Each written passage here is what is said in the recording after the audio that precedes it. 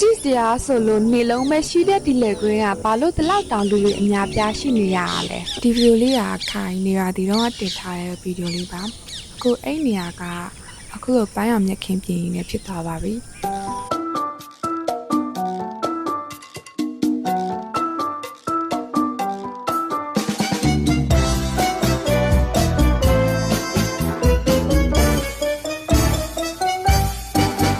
မိုးရင်းဆိုတော့ဗောနော်ဆန်ဆော့ကိုကြည့်လို့တော့တိတ်မရဘူးဗောနော်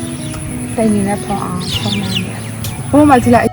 ဒီမှာနေရတဲ့တော်တော်များများကခီးသွားတွေကြအရန်နာမည်ကြီးနေတဲ့နေရာမျိုးတွေတက်ဒီလိုရာသီအလိုက်တွေ့ရခဲ့တဲ့နေရာတွေကိုပို့ပြီးတော့သွားလဲကြတယ်စိတ်ဝင်စားကြရပေါ့ခီးသွားတွေအနေနဲ့တိုက်တိုက်ဆက်ဆိုင်ဒီလိုအချိန်ရောက်ခဲ့ရင်ပန်းအောင်မြခင်ကြီးနဲ့အမတ်တရတွေကိုယူသွားဖို့လည်းမမေ့နဲ့အောင်နော်ကဲနောက်ဗီဒီယိုမှာပြန်လည်တွေ့ကြမယ်